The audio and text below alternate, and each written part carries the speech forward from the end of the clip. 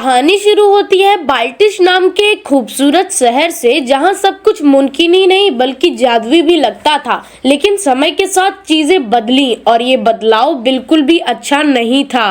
उस शहर में युद्ध हुआ, जिसके बाद से उस शहर के लोगों ने विश्वास करना छोड़ दिया। कुछ भी जादुई और मुमकिन लगना बंद हो गया। उस शहर को एक ऐसे बादल ने घेर लिया था जो कि न बरसते थे न छटते थे, मानो वो शहर एक टाइम के लिए रुक गया हो। वहीं हम पीटर नाम के एक अनाथ लड़के को देखते हैं, जिसे एक फौजी पाल रहा था। वो जीवन के खतरों मुश्किलों के बारे में जानता था, इसीलिए वो उसी हिसाब से पीटर को तैयार कर रहा था। अब वो पीटर को एक सिक्का देता है ताकि वो उसके लिए खाने पीने की चीजें ला सके।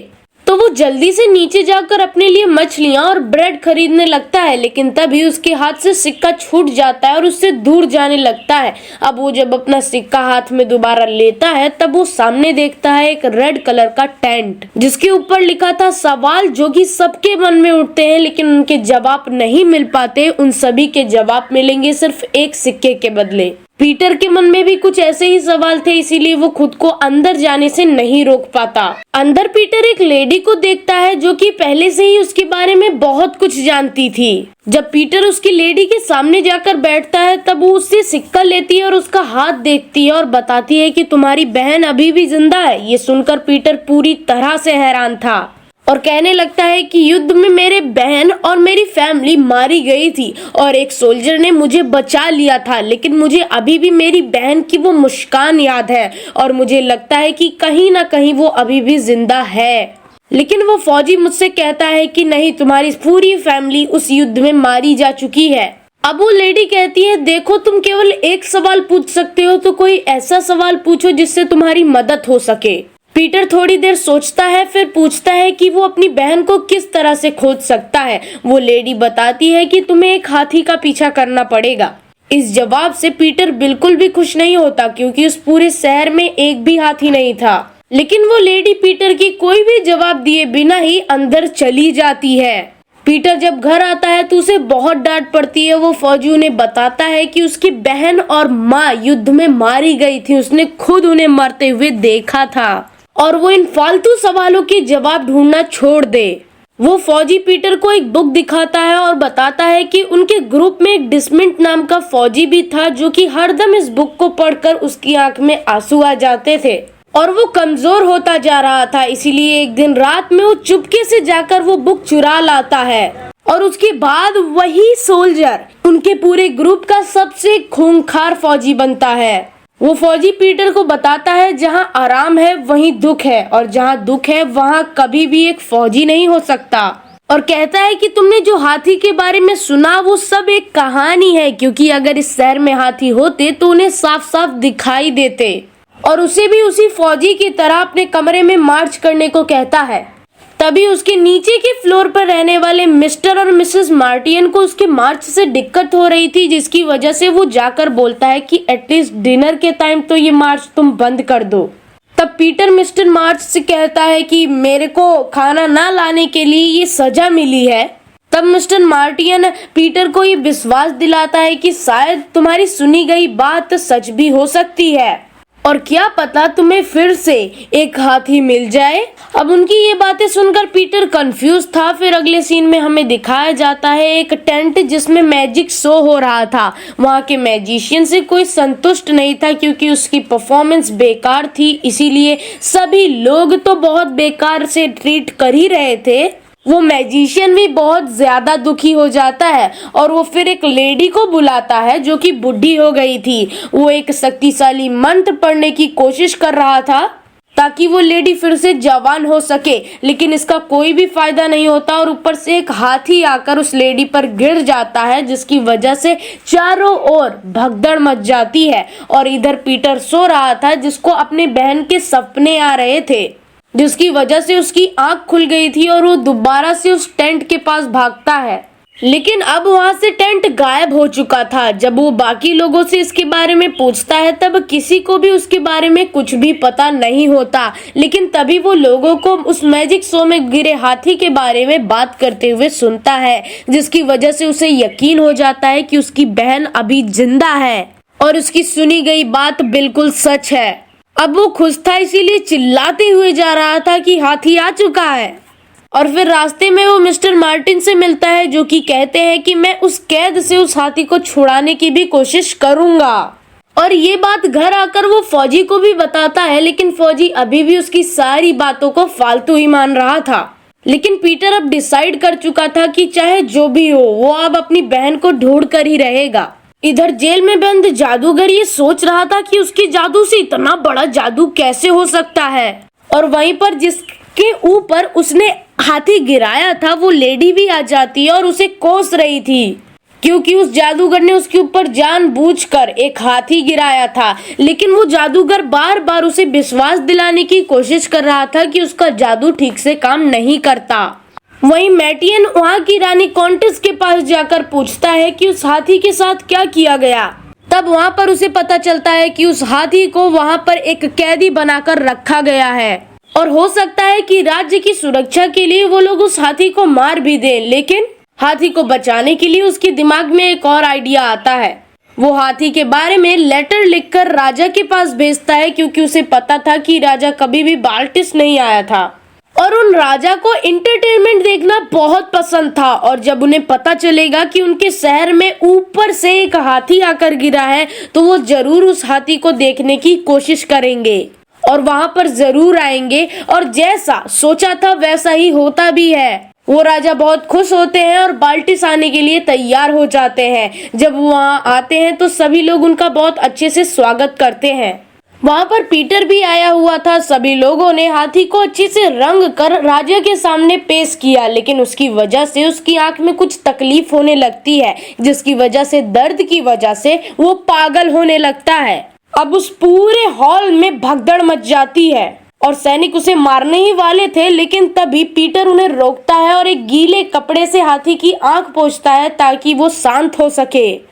और होता भी ऐसा ही है। और फिर वहां रखे पानी से हाथी खुद को नहलाकर शांत हो जाता है। सब लोग इसे देखकर पूरी तरह से हैरान थे और तालियां बजाने लगते हैं। तभी कॉन्टेस वहां पर आके कहती है कि क्यों ना तुम यहीं रुककर इस हाथी की हिफाजत करो। और पीटर इस काम के लिए मना करते हुए कहता है कि ये हाथी मेरी तकदीर है, इससे मेरे खोई हुए बहन मिल सकती है। और पीटर कहता है कि इस हाथी को मेरे को तुम लोग सौंप दो। और काउंटेस इससे पहले कुछ कहती, वहां पर राजा आ जाता है और कहता है कि तुम अगर मेरे दिए हुए 3 इम्पॉसिबल काम कर देते हो तो फिर मैं तुम्हें ये हाथी खुद सौंप दूंगा। और 3 में से पहला काम वो पीटर को एक नामुमकिन लड़ाई देता है, जिसमें उन्हें वहां के सबसे खतरनाक फौजी से लड़ाई करनी थी। इसके लिए राजा खुद की तलवार भी उसे देता है। मिस्टर मार्टिन अपने घर पर पीटर को थोड़ी बहुत तलवार चलानी भी सिखाते हैं ताकि वो उस फौजी से अच्छे से लड़ सके। तब अगले सीन में हम उसकी खोई हुई बहन को देखते हैं, जिसका नाम एडेल था, जिसके सपने में एक एलिफेंट आ रहा था। और ये बात उसके वहाँ की सिस्टर को वो जाकर बताती है, लेकिन वो फिर से एडेल को समझाकर सुला देती है। फिर हम उस एलिफेंट को देखते हैं जिसको सपने आ रहे थे कि वो कैसे अपनी फैमिली से बिछड़ रहा था, लेकिन फिर वो हाथी डर कर जग जाता है। और इधर पीटर आता है और मैप पर दिखाने के लिए कहता है कि उसकी बहन कहाँ पर है, ताकि उसे अगली सुबह उस सिपाही से लड़ना ना पड़े। लेकिन इसका कोई भी फायदा नहीं होता और फिर पीटर वापस आ जाता है ये सोचकर कि कल उसे सिपाही से लड़ना ही होगा। और अगली सुबह सब लोग पीटर की लड़ाई देखने आए हुए थे और वहाँ के सबसे खूंखार सिपाही को भी वहाँ लाया जाता है, जिसका नाम डिस्मिट था। और पीटर जैसे ही डिस्मिट नाम सुनता है, उसे तुरंत याद आ जाता है कि यही सिपाही तो था जिसके बारे में उसे बताया गया था। फिर तुरंत वो अपने घर के पास जाता है, जिसकी वजह से वो बुक ला सके ताकि डिस्मिट को वो शांत कर सके। अब वो बचकर अपने घर की तरफ भाग ही रहा था। फिर वो छुपकर उस डिस्मिट से बच तो जाता है, लेकिन फिर जैसे ही वो उस बुक को डिस्मिट के सामने रखता है, वो शांत हो जाता है और फिर उसको अपनी माँ की याद आने लगती है। और उसी दिन से वो फिर से खुद को बदलने की कोशिश करता है और डिस्मिट पीटर के सामने सिलेंडर कर देता है, जिसकी वजह से वहां खड़े सभी लोग बहुत ज्यादा हैरान होकर तालियां बजाने लगते हैं। फिर अगले दिन राजा उसे फिर दूसरा एक इम्पॉसिबल काम देता है कि तुम्हें उड़कर दिखाना होगा। और इतना कहकर वो राजा वहां से चला जाता है। फिर से पीटर उस हाथी के पास आता है और कहता है कि मुझे नहीं पता कि मैं कल उड़ पाऊंगा या नहीं, लेकिन मुझे पूरी उम्मीद है कि मैं जल्द ही तुम्हें यहाँ से छुड़ा लूंगा। अब हाथी तो ऑब्वियस सी बात है कि इंसानों की लैंग्वेज नहीं समझ पा रहे थे, लेकिन वो चेहरा देखकर दोस्ती को पहचान सकते थे। अब पीटर का चेहरा देखकर हाथी को अच्छा तो नहीं लग रहा था, लेकिन उसे एक उम्मीद महसूस हो रही थी, और ये उम्मीद एक शख्स से दूसरे शख्स में बहुत जल्दी से पहुंचती है। अब बाल्टिस के लोगों में फिर से उम्मीद जाग रही थी कि कुछ भी नामुमकिन तो नहीं है। फिर जब ये बात पीटर की बहन एडेल को पता चलती है कि शहर में एक एलिफेंट आया हुआ है, तब वो सिस्टर से कहती है कि चलो मुझे शहर लेकर, और सिस्टर भी उसे शहर ले जाने के लिए मान जाती है। और इधर पीटर अपने उड़ने की सारी तैयारियां कर रहा था, लेकिन फौजी उसे समझाता है कि ऐसा मत करो, इसमें तुम्हारी जान भी जा सकती है। लेकिन वो उनकी बातों से नाराज था पहले ही, इसीलिए वो मिस्टर मार्टिन के घर आ जाता है, और वहां पर उसने जिंदगी में पहली बार इतना अच्छा खाना खाया था, जिसकी वजह से उसकी आंखें भर आती हैं। और इधर सिस्टर भी एडेल को लेकर शहर पहुंच चुकी थी, लेकिन वहां के सभी लोगों से एडेल बहुत डर रही थी, क्योंकि उसे लगता था कि इस पूरी दुनिया में केवल जालिम लोग हैं। तब राजा का ड्राइवर उसे बताता है कि कैसे जब से बिगेन का भाई मरा तब से वो कभी हंसी नहीं। और अगले दिन सभी लोग वहां पर देखने के लिए आते हैं कि पीटर उड़ पाएगा कि नहीं। फिर वो वहां की बहुत बड़ी बिल्डिंग से छलांग लगा देता है, और उसकी बैग से एक पैराशूट निकलता है, जिसकी वजह से वो उड़ने लगता है। सभी लोग वो चीज देखकर बहुत ज्यादा खुश थे, और फौजी पीटर के जाने से बहुत ज्यादा दुखी था, क्योंकि उसे याद आता है कि कैसे युद्ध के दौरान एक कमरे में पीटर और उसकी बहन उसे मिली थी, लेकिन फौजी पीटर को उठाकर लेकर भाग गया और सिस्टर ने उसकी बहन को वहीं पर रखा। अब दोनों ही लोगों ने देखा उस कमरे को ब्लास्ट होते हुए, जिसकी वजह से फौजी ने समझा कि उसकी बहन मर गई और सिस्टर ने समझा कि उसका भाई मर गया। इसी गलतफहमी में दोनों ही कभी नहीं मिल पाए और एक दूसरे से अलग हो गए। फिर एडेल उस हाथी के पास आती है और कहती है कि आखिर तुम मेरे सपने में कैसे आ रहे थे। और लेकिन पीटर को जरा भी अंदाजा नहीं था कि यही उसकी खोई हुई बहन है। और फिर सिस्टर वहां से एडेल को लेकर जाने लगती है। फिर हम देखते हैं कि राजा उसे अगली चुनौती देता है, जिसमें उसे बिगेन को हंसाना था, लेकिन ये काम बिल्कुल भी आसान नहीं था। लेकिन फिर जल्दी अगला दिन आ जाता है, पीटर को बिगेन को हंसाना था। तो सबके सामने पीटर एक चुटकुला सुनाता है, जिसको सुनकर खुद राजा को हंसी नहीं आती, लेकिन बिगेन जानबूझकर हंसने का नाटक करती है, जिसकी वजह से पीटर जीत जाए। लेकिन राजा इस चीज को जीत नहीं मानता, जिसकी वजह से वो वहां से हाथी को लेकर जाने के लिए कहता है। लेकिन फिर पीटर राजा से रिक्वेस्ट करता है कि प्लीज इसको छोड़ दो। पहले तो उसका मकसद था इस हाथी की मदद से उसकी बहन को हासिल करना, लेकिन अब वो चाहता था कि फिर से इस हाथी को उसकी फैमिली के पास छोड़ दिया जाए। लेकिन इस चीज के लिए राजा इनकार कर देता है। तभी गुस्से में हाथी राजा के ऊपर पानी फेंक देता है, और बिगेन भी इस वजह से हंसने लगती है, और वहां खड़े सभी लोग हंसने लगते हैं। और राजा मान लेता है कि पीटर ने बिगेन को हंसा दिया, और राजा पीटर को हाथी को सौंपने के लिए तैयार हो जाता है। और फिर वो खुशी से जाकर हाथी के गले लग जाता है, लेकिन वो हाथी उसको अपने सर पर बैठा लेता है। फिर अगले दिन पीटर उस जादूगर के पास जाता है और पूरे शहर के सामने हाथी को फिर से गायब करने के लिए कहता है। लेकिन उस जादूगर को खुद के ऊपर विश्वास नहीं था कि वो ऐसा कर भी पाएगा कि नहीं। लेकिन फिर वो बूढ़ी लेडी कहती है कि तुम्हारी ही वजह से ही तो ऐसा हुआ है, तुम जो चाहते थे वही हुआ। तुम चाहते थे कि बाल्टिस के लोगों में फिर से उम्मीद की किरण जगे, और अब ऐसा ही हो रहा है। फिर अगली सुबह जादूगर सबके सामने उस हाथी को गायब कर देता है, जिसकी वजह से सबको जादू पर फिर से विश्वास होने लगा था। सबके ऊपर फिर से सूरज की किरण पड़ने लगती है। और फिर वहां पर एडेल आ जाती है, जो कि कहती है कि ये हाथी तो मुझे मेरी तकदीर से मिलाने वाला था, तो फिर तुमने उसे जाने क्यों दिया।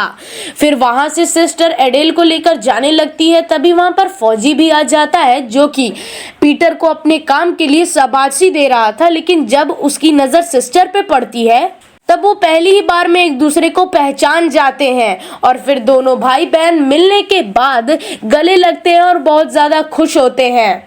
अब फिर से बाल्टिस शहर में सब कुछ पहले जैसा जादुई लगने लगा था, और सब कुछ मुमकिन लगने लगा था। और पीटर भी अब अपनी पूरी फैमिली के साथ मिस्टर और मिसेस मार्टिन के घर ही रहने लगा था। फिर अगले सीन में हम उस हाथी को देखते हैं, जो कि अपनी फैमिली के साथ बहुत खुश था, लेकिन वो कभी भी पीटर को नहीं भूल सकता था।